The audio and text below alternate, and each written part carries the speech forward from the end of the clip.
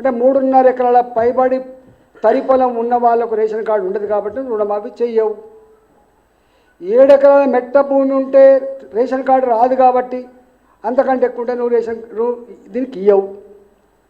Ration card కొత్త వాళ్ళకు 10 ఏళ్ళ నుంచి వస్తలేవు కాబట్టి కుటుంబాలు ఏర్పడ్డప్పటికి కూడా, కుటుంబాలు వేరుగా జీవిస్తున్నప్పటికి కూడా పాస్ పుస్తకాలు భూములు విడిపోయిన ప్రకారంగా పంచుకున్నప్పటికి కూడా ఒకటే రేషన్ కార్డు ఉంటుంది కాబట్టి ఒకరికే ఇస్తావు తప్ప విడిపోయిన కొడుకులకు నువ్వు భూమి ఇచ్చే ప్రసక్తి, నువ్వు రైతు బంధు ఇచ్చే ప్రసక్తి లేదు.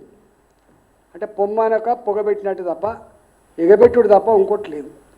దీని మీద తెలంగాణ రైతాంగం 69 లక్షల మంది తెలంగాణ రైతులు ఇవాళ రుణమాఫీ జరుగుతుంది, మా అప్పుల ఊపి నుంచి బయటపడతాం, మేము ఎగబెట్టిన రైతులు ఎక్కడున్నారా అంటే తెలంగాణ ఉన్నటువంటి అవమానం పోతుంది అని చెప్పి ఏదైతే ఎదురు చూసిందో వాళ్ళకు నిరాశ తప్ప ఇంకోటి లేదు.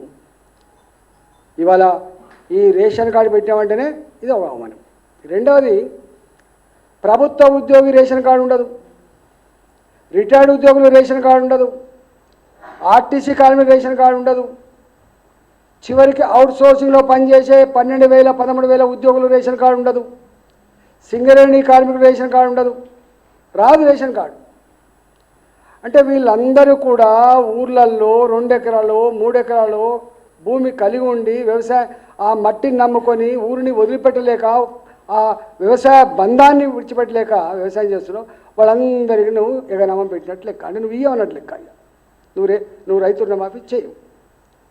ఇవాళ అంటున్నారు ఎవరైతే ఇన్కమ్ ట్యాక్స్ పే చేస్తున్నారో వాళ్ళకు కూడా నువ్వు ఇవ్వమని అంటున్నావు.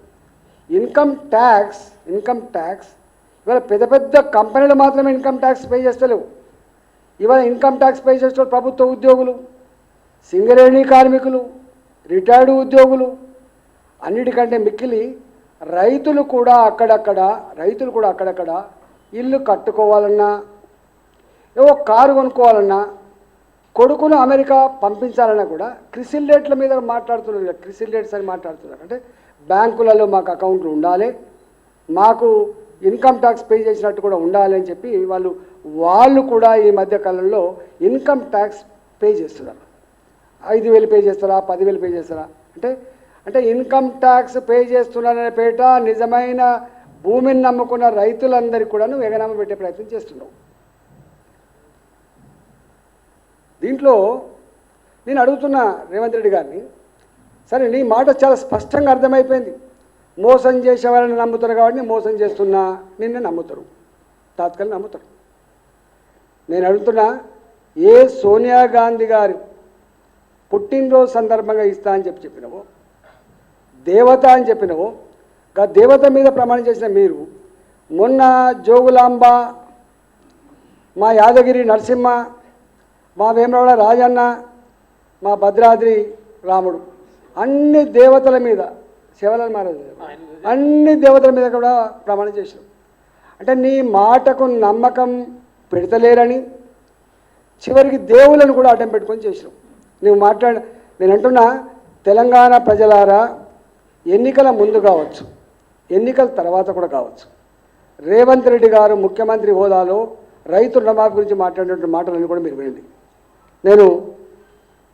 వారు ఎన్నికల ముందు ఇంకెంత మాట్లాడంటే, మీరు ఎందుకు కడుతున్నారు రుణాలు, ఒకవేళ మీరు ఏమైనా కట్టిన వాళ్ళు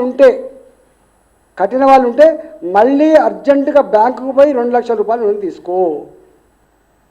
ఇది రేవంత్ రెడ్డి గారు మాట్లాడు. నిజంగానే పుసుకునే నా మాట నమ్మి కనుక తీసుకుంటే కథమైపోతుండే వాళ్ళు. చివరికి రైతులు అక్కడక్కడ రీషెడ్యూల్ చేసుకున్నారు.